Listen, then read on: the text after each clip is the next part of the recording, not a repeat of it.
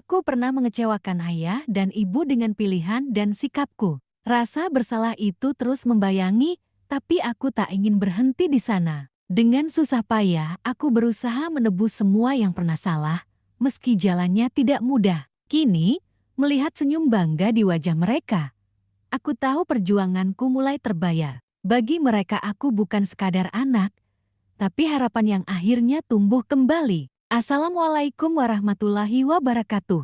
Halo sahabat Pelita, semoga sehat dan sukses selalu ya. Kali ini Pelita akan bawakan cerita yang menarik dan inspiratif untuk sahabat-sahabat Pelita. Sebelum masuk ke ceritanya, mari kita ramaikan kolom komentar dengan mengetik, amin. Semoga kita semua dianugerahi anak yang berbakti dan menjadi cahaya pelita bagi keluarga kita. Buat sahabat yang sudah subscribe, semoga rezekinya dilancarkan.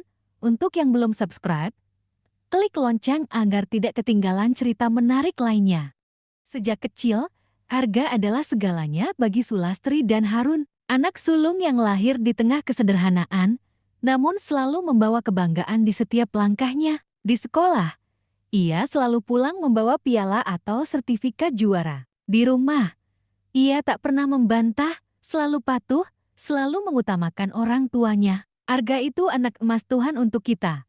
Mas, kata Sulastri suatu malam, menatap foto Arga yang berseragam toga kelulusan SMA dengan senyum lebar. Harun mengangguk, dadanya mengembang dengan rasa bangga. Dia akan jadi orang besar, Bu. Aku yakin, kepercayaan itu semakin menguat ketika Arga diterima di universitas ternama. Semua tetangga memuji, memandang keluarga Harun seperti keluarga paling beruntung di kampung. Bahkan beberapa orang tua diam-diam berkata, andai anakku seperti Arga. Namun, waktu ternyata menyimpan kejutan. Semua kebanggaan itu mulai berubah sejak Arga bertemu seorang perempuan bernama Vina. Awalnya, Sulastri hanya mendengar nama itu sekilas ketika Arga bercerita santai, dia teman satu organisasi.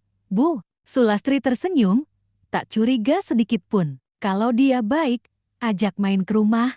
Nah, tetapi sejak itu, Arga perlahan berubah. Ia mulai jarang pulang, sering membatalkan janji dengan keluarga, bahkan melewatkan acara penting seperti tahlilan ayahnya yang sakit-sakitan. Suatu malam, Harun terbaring lemah di ranjang. Sulastri menghubungi Arga lewat telepon. Nak, ayahmu demam tinggi, bisa pulang sebentar? Suaranya bergetar. Dari seberang, suara Arga terdengar dingin. Bu, aku nggak bisa. Aku lagi sama Vina. Nanti saja kalau sempat. Sulastri terdiam. Kata nanti itu terasa seperti cambuk di hatinya. Arga yang dulu selalu berlari pulang hanya karena ibunya batuk, kini memilih seorang perempuan yang bahkan belum lama ia kenal. Dan malam itu, untuk pertama kalinya dalam hidup, Sulastri merasa anak yang ia banggakan setinggi langit. Mungkin sanggup membuatnya menangis jatuh ke tanah. Pengaruh yang mengubah segalanya. Sejak kehadiran Vina,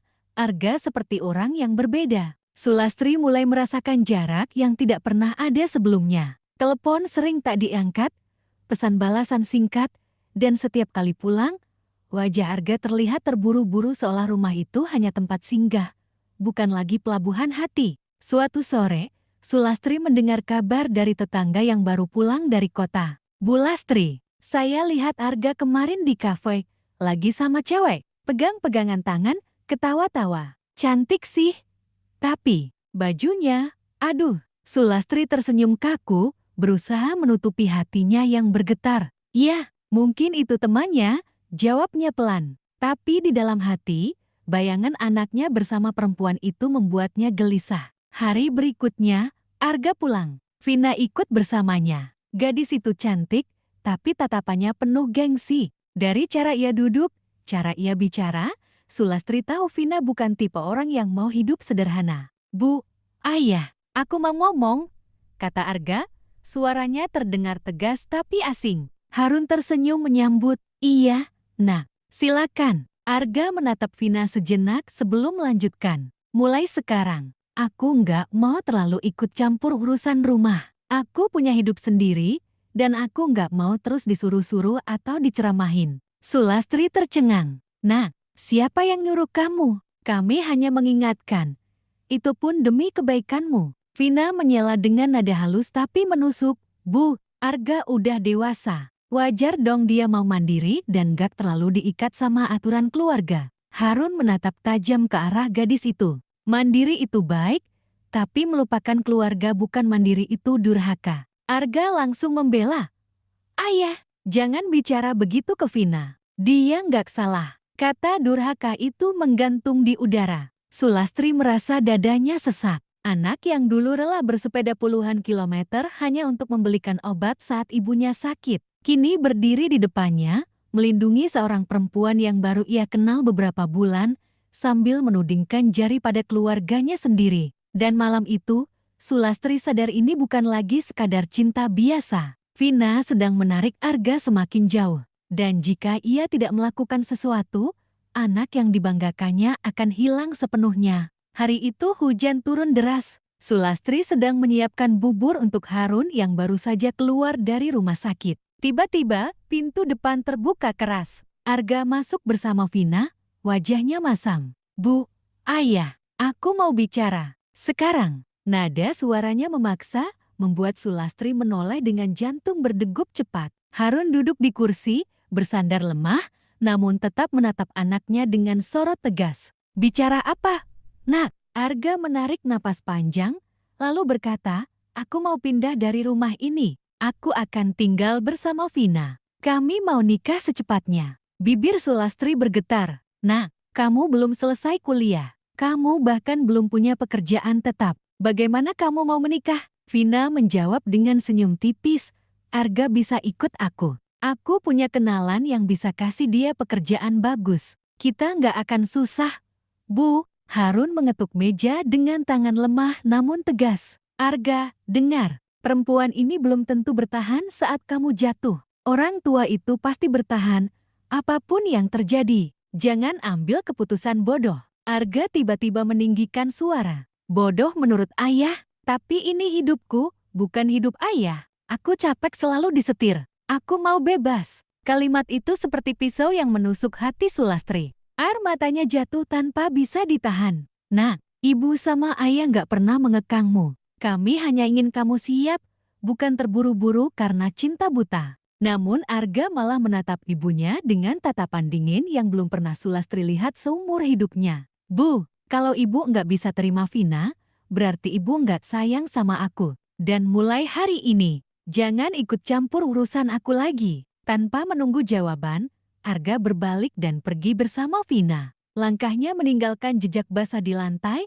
dan pintu yang menutup keras menjadi tanda ikatan darah yang selama ini kokoh. Kini mulai retak. Sulastri jatuh terduduk di lantai, memeluk dadanya yang terasa sesak. Harun hanya bisa memandang ke arah pintu yang baru saja ditutup anaknya, dengan tatapan kosong menyadari bahwa mereka baru saja kehilangan bukan hanya seorang anak, tapi juga kebanggaan yang dulu mereka junjung setinggi langit. Harga dari sebuah pilihan. Beberapa bulan setelah kepergiannya, kehidupan Arga tak seindah yang ia bayangkan. Awalnya, ia dan Vina tinggal di sebuah apartemen kecil milik sepupu Vina. Pekerjaan yang dijanjikan ternyata hanya sebagai staf administrasi di sebuah toko pakaian. Gajinya pas-pasan, bahkan sering tak cukup untuk membayar semua kebutuhan bulanan. Gah, kita harus bayar listrik minggu ini. Kalau telat, bisa diputus, kata Vina sambil mengetuk meja dengan wajah kesal. Arga mengusap wajahnya. Aku tahu, Vin, tapi gajiku belum cair. Sabar. Ya, kalau gitu, pinjem aja sama temanmu. Atau sama keluargamu. Arga terdiam. Hatinya bergejolak. Ia tahu, meminta uang pada orang tuanya sama saja dengan mengakui kesalahannya. Dan gengsinya terlalu tinggi untuk itu. Sementara itu, di rumah, Sulastri sering duduk memandangi pintu, berharap Arga muncul. Harun, meski sakit-sakitan, sesekali menatap istrinya dengan tatapan iba. Bu, kalau Arga pulang, jangan dimarahi. Cukup peluk dia. Sulastri mengangguk pelan, tapi air matanya sudah menjawab betapa dalam luka itu. Suatu malam, Arga pulang larut dengan wajah letih. Ia mendapati Vina sedang duduk di sofa, scrolling ponsel sambil tersenyum lebar. Kamu ketawa-ketawa? Ada apa? Tanya Arga, berusaha ramah. Teman-temanku ngajakin liburan ke Bali. Kita ikut, ya? Arga menghela nafas panjang. Vin, kita bahkan belum bayar listrik dan sewa. Gimana mau liburan? Vina langsung memutar bola matanya. Kamu ini kenapa sih? Dari dulu juga kamu nggak pernah mau nurutin maunya aku. Kalau kayak gini, aku bisa nyesal loh sama pilihan aku ninggalin semua demi kamu. Kata-kata itu menghantam Arga. Ia teringat saat meninggalkan rumah demi perempuan ini. Semua pengorbanannya, semua bentakan yang ia lempar ke orang tuanya, semua itu demi Vina. Tapi kini, ia mulai bertanya pada dirinya sendiri apakah semua itu layak. Malam itu, Arga terbaring di ranjang sempit, menatap langit-langit. Untuk pertama kalinya, ia merasa rindu pada rumah, pada suara ibunya yang memanggilnya makan, pada tatapan ayahnya yang bangga. Tapi gengsi menahannya. Ia tak mau pulang dengan tangan kosong. Meski hatinya sudah mulai hancur, ketika semua mulai runtuh. Pagi itu, Arga datang ke toko seperti biasa. Namun begitu masuk, ia melihat manajernya sedang berdiri di depan pintu kantor dengan wajah tegang. Arga, masuk sebentar. Ucap manajer itu singkat. Di dalam, suasana hening. Arga duduk, mencoba menebak. Ada apa, Pak? Manajernya menghela napas. Maaf, Ga. Toko kita kena pengurangan karyawan. Mulai bulan depan, kamu nggak usah masuk lagi. Kata-kata itu seperti petir yang menyambar di siang bolong. Arga berusaha tersenyum kaku. Tapi, Pak, keputusan sudah final. Maaf, Arga pulang dengan langkah berat. Saat membuka pintu apartemen, Vina langsung menyambut. Loh, kok siang-siang udah pulang? Aku di PHK.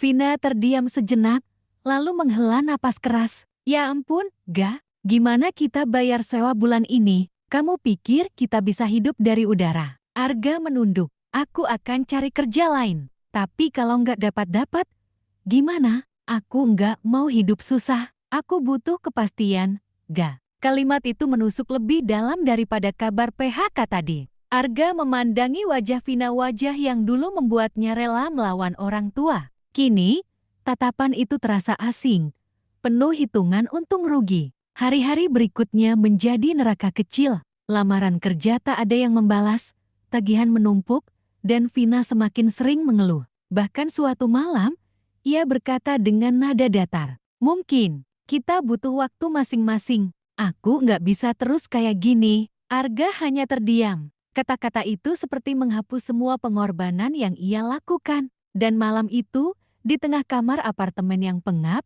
ia kembali teringat wajah ibunya. Suaranya yang lembut memanggil, "Nak, makan dulu." Namun bayangan terakhir sebelum ia tertidur adalah tatapan kecewa ayahnya di hari ia pergi. Arga mulai menyadari hidup tanpa restu orang tua bukan hanya membuat langkah terasa berat, tapi juga membuat hati kehilangan arah. Titik terendah, hari itu hujan deras membasahi kaca apartemen. Arga duduk di tepi ranjang, memandangi ponselnya yang sunyi. Vina belum pulang sejak kemarin. Semua teleponnya tak dijawab, pesan tak dibalas. Sekitar pukul 9 malam, pintu apartemen terbuka. Vina masuk sambil menyerat koper. Vin, kamu dari mana? Kok bawa koper? Tanya Arga. Suaranya parau. Vina tidak menjawab langsung. Ia hanya sibuk membuka laci, mengambil beberapa dokumen dan pakaian. Aku pindah, Ga. Aku nggak bisa terus hidup kayak gini. Aku butuh masa depan yang jelas. Arga terdiam. Jeti, selama ini, semua yang kita lalui nggak berarti apa-apa buat kamu. Vina menatapnya sebentar, lalu mengalihkan pandangan. Aku sayang kamu. Tapi sayang itu nggak cukup kalau kita nggak punya apa-apa. Tanpa kata tambahan, ia keluar, meninggalkan pintu terbuka. Arga hanya duduk mematung. Semua terasa sunyi, kecuali suara hujan yang memukul-mukul jendela seperti mengingatkannya pada setiap kesalahan. Beberapa hari berikutnya, hidup Arga berubah menjadi pertempuran untuk bertahan. Uang tabungan habis, listrik dan air terancam diputus. Ia mulai makan sekali sehari, bahkan pernah tidur dalam kegelapan karena tak mampu bayar tagihan. Suatu malam, perutnya perih karena lapar. Ia keluar berjalan tanpa tujuan, hingga tiba-tiba langkahnya berhenti di depan sebuah warung kecil. Warung itu menjual nasi pecel, menu kesukaannya sejak kecil. Ia teringat Dulu ibunya sering membuatkan nasi pecel dengan sambal kacang yang hangat setiap kali hujan. Ingatan itu membuat dadanya terasa sesak. Untuk pertama kalinya, gengsi yang selama ini ia peluk erat mulai runtuh. Di tengah jalan yang basah, ia berdiri lama, menatap jauh ke arah jalan pulang yang pernah ia tinggalkan dengan langkah penuh ego. Malam itu, Arga mulai berpikir mungkin sudah waktunya kembali. Namun pertanyaannya, apakah pintu itu masih terbuka untuknya? Sore itu, Arga berdiri di depan rumah yang pernah ia tinggalkan. Catnya sudah mulai pudar, namun setiap sudutnya masih menyimpan kenangan masa kecilnya saat ia bermain di halaman, saat ia tertidur di pangkuan ibu, saat ayahnya menepuk bahunya dengan bangga. Tangannya terangkat, ragu mengetuk pintu. Ketukan pertama, tak ada jawaban. Ketukan kedua, terdengar langkah pelan dari dalam. Pintu terbuka. Sulastri berdiri di sana, wajahnya lebih tirus, kerutan di matanya semakin dalam.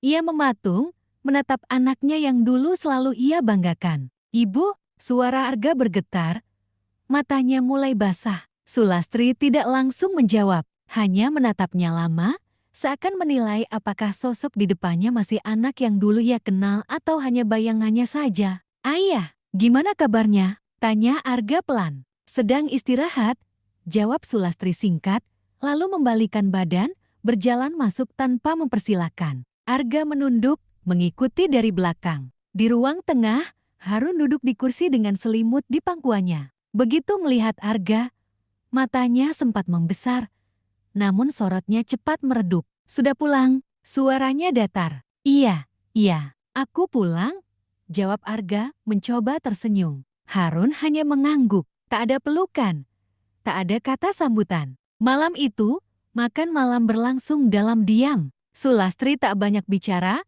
Harun hanya makan sedikit. Arga ingin bercerita, ingin meminta maaf, namun setiap kali membuka mulut, tenggorokannya terasa kering. Di kamarnya yang dulu, Arga duduk sendirian. Ia melihat meja belajarnya masih ada, tapi debu menumpuk di atasnya. Foto wisudanya yang dulu terpajang di dinding kini tidak ada, mungkin sudah disimpan atau dibuang. Barulah ia sadar, kepulangan tidak selalu berarti segalanya kembali seperti semula. Kadang, pintu memang terbuka, tapi hati yang ada di baliknya belum tentu mau menyambut, menebus yang pernah dihancurkan. Sejak kepulangannya, Arga merasa seperti tamu di rumah sendiri. Pagi-pagi, ia bangun lebih awal untuk membantu ibunya memasak atau membersihkan halaman. Sulastri menerima bantuannya tanpa komentar, namun raut wajahnya tetap dingin. Suatu hari, saat Arga sedang memotong rumput di depan rumah, Pak Darto tetangga lama berhenti di pagar.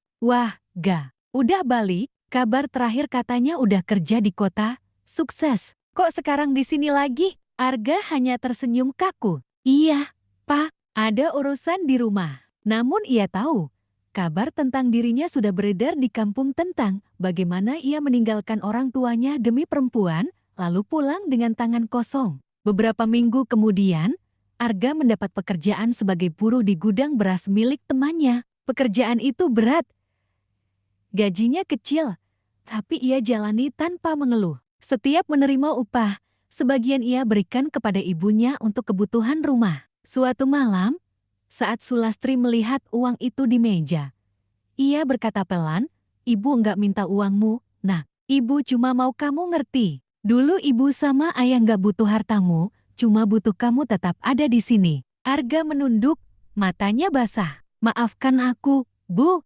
Maafkan semua kebodohanku." Sulastri tak menjawab. Ia hanya berbalik, masuk ke kamar. Namun sebelum pintu tertutup, Arga sempat melihat matanya berkaca-kaca. Itu cukup baginya untuk tahu mungkin pengampunan itu belum penuh. Tapi retakan di hati orang tuanya mulai sedikit demi sedikit terisi. Kesempatan yang datang sekali. Musim panen tiba. Di gudang tempat Arga bekerja, suasana sibuk luar biasa. Truk-truk beras datang silih berganti, para buruh berlari membawa karung. Suatu siang, pemilik gudang, Pak Rudi, memanggil Arga ke kantornya. "Ga, minggu depan kita ada kiriman besar keluar kota. Aku butuh orang yang bisa mengawasi pengiriman. Aku tahu kamu rajin dan gak neko-neko, mau gak kamu yang ngurus?" Arga sempat terdiam. Tugas itu berat dan penuh tanggung jawab. Kalau berhasil, ia akan mendapatkan kepercayaan lebih dan tentu saja bayaran tambahan. Tanpa ragu, ia mengangguk. Saya siap, Pak. Hari yang ditentukan tiba. Arga mengawasi proses pemuatan, memastikan semua karung sesuai daftar. Dalam perjalanan, salah satu supir menawarinya jalan pintas untuk menjual sebagian beras dengan keuntungan cepat.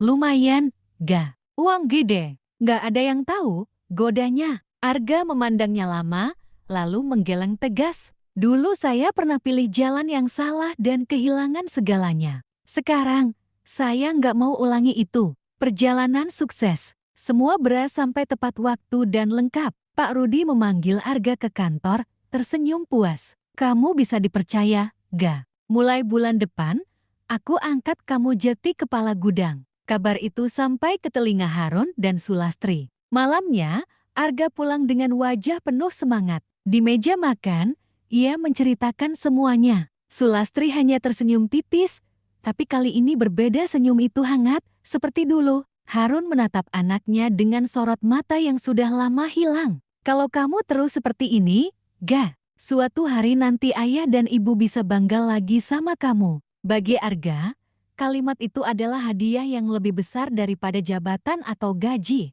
Itu adalah tanda bahwa ia sedang berjalan di jalur yang benar untuk memperbaiki semuanya. Awal bulan itu, kabar buruk datang ke rumah. Seorang tengkulak bernama Bo menagih hutang lama pada Harun. Dulu, saat kesehatan Harun memburuk dan usaha kecilnya merugi, ia terpaksa meminjam uang dari Bo untuk biaya pengobatan. Hutang itu seharusnya sudah hampir lunas, namun Bo mengaku jumlahnya membengkak karena bunga jumlah yang tak masuk akal. Kalau minggu depan nggak dibayar, aku ambil sertifikat rumah ini. Gertak Bowo di depan teras membuat Sulastri pucat. Harun mencoba menjelaskan, namun Bowo tidak peduli. Ia pergi meninggalkan ancaman yang membuat rumah terasa dingin sepanjang malam. Arga mendengar semuanya. Di kepalanya, hanya ada satu tekad, tidak akan membiarkan rumah ini hilang. Rumah ini bukan sekadar bangunan, tapi tempat di mana ia lahir, dibesarkan, dan diberi kasih sayang yang dulu sempat ia abaikan. Keesokan harinya,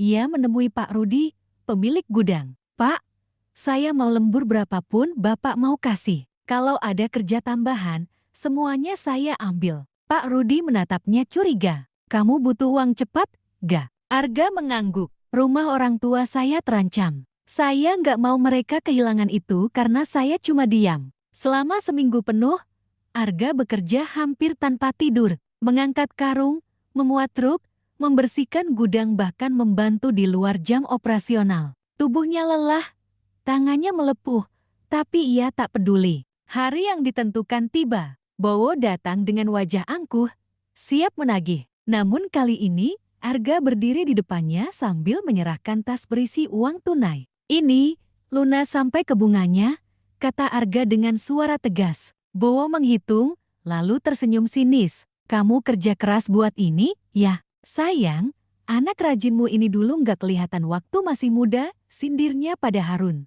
Harun tidak menjawab, matanya hanya tertuju pada Arga, mata yang kini dipenuhi rasa bangga yang tulus. Malam itu, setelah makan malam, Harun menepuk bahu Arga. Ga, kamu sudah membuktikan, kata maaf itu nggak cuma diucapkan, tapi juga dijalankan. Ayah, bangga lagi sama kamu. Air mata Arga jatuh, dan di meja makan itu, Sulastri memeluknya untuk pertama kalinya sejak ia kembali. Pintu hati yang dulu tertutup kini terbuka lebar dan untuk pertama kali dalam waktu lama, keluarga itu kembali utuh. Musim kemarau tahun itu terasa berbeda di rumah keluarga Harun. Angin sore berhembus lembut, membawa aroma tanah kering dan suara anak-anak bermain di ujung gang. Di teras rumah, Arga duduk bersama Harun dan Sulastri, menikmati secangkir teh hangat. Sejak melunasi hutang keluarganya, Arga semakin giat bekerja di gudang beras. Pak Rudi bahkan mempercayakan seluruh pengelolaan operasional kepadanya. Gajinya kini cukup untuk bukan hanya memenuhi kebutuhan, tapi juga menabung. Bukan itu saja, Arga mulai punya rencana besar. Ayah, ibu, aku mau mulai usaha sendiri. Mungkin kecil dulu, jual beras kemasan di pasar. Aku mau bangun dari bawah, tapi dengan cara yang benar, ucapnya. Sulastri tersenyum, tatapannya penuh rasa syukur. Kalau niatmu baik dan caramu benar, Tuhan pasti merestui. Harun mengangguk mantap. Yang penting, jangan lupa, setiap langkahmu harus diiringi doa dan restu orang tua. Itu yang dulu kamu tinggalkan. Arga menatap keduanya, lalu menunduk dalam. Aku janji, ya, Bu, aku nggak akan ulangi kebodohan masa lalu. Malam itu, saat semua sudah masuk kamar, Arga duduk sendirian di teras. Ia menatap bintang di langit, mengingat perjalanan yang telah ia lalui dari anak kebanggaan menjadi durhaka, terjerumus, kehilangan segalanya. Hingga kini diberi kesempatan kedua untuk memperbaiki hidup. Di hatinya, ia tahu bahwa restu dan doa orang tua adalah harta yang tak ternilai. Dan selama restu itu ada, langkahnya akan selalu mendapat cahaya, tak peduli betapa gelap masa lalu yang pernah ia lalui. Dari durhaka menjadi penjaga kehormatan. 5 tahun berlalu sejak hari itu. Gudang beras yang dulu hanya tempat Arga bekerja kini sudah menjadi miliknya sepenuhnya. Usaha kecil menjual beras kemasan di pasar berkembang menjadi merek yang dikenal di seluruh kota. Di setiap karung beras produksinya, tertera logo sederhana. Berkah ibu dan ayah. Bagi Arga, itu bukan sekadar nama, melainkan janji bahwa setiap rupiah yang ia hasilkan adalah hasil dari kerja keras yang direstui doa orang tua. Harun kini lebih sering duduk di teras sambil tersenyum bangga, menyaksikan anaknya sibuk mengatur pengiriman. Sulastri tak pernah lagi merasa khawatir tentang masa depan keluarga. Sekarang ibu bisa tidur nyenyak. Arga sudah jati lelaki sejati, kata Sulastri suatu malam sambil memeluknya. Di setiap kesibukannya, Arga selalu menyempatkan waktu untuk keluarga. Tak ada rapat yang lebih penting dari menemani ayahnya kontrol ke rumah sakit. Tak ada kontrak yang lebih utama dari duduk makan siang bersama ibunya. Ia tahu, dulu ia pernah memilih salah, dan kini ia memastikan tidak akan pernah mengulanginya. Beberapa tahun kemudian, saat Harun wafat di usia senja, Arga berdiri di depan pusaranya dengan mata basah. Ya, terima kasih sudah memberi aku kesempatan kedua. Aku janji, aku akan jaga ibu, keluarga, dan nama kita. Sampai akhir. Waktu berlalu, dan Arga menjadi sosok yang dikenal bukan hanya karena suksesnya, tetapi juga karena baktinya. Di setiap pengajian, di setiap acara kampung, orang-orang berbisik, itu Arga. Dulu dia sempat salah jalan, tapi sekarang dia jati kebanggaan kampung ini. Dan di dalam hati, Arga selalu menyadari satu hal, perjalanan dari durhaka menuju penebus bukanlah jalan yang mudah. Tapi selama ada kerendahan hati untuk kembali, restu orang tua akan selalu menjadi cahaya yang menuntun pulang. Terima kasih sudah mendengarkan cerita dari Pelita. Semoga kisah ini bisa jadi cahaya kecil di hari kamu. Jangan lupa like, share, dan subscribe supaya kamu gak ketinggalan cerita berikutnya. Sampai jumpa di kisah selanjutnya. Tetaplah bersama Pelita, karena setiap cerita butuh cahaya.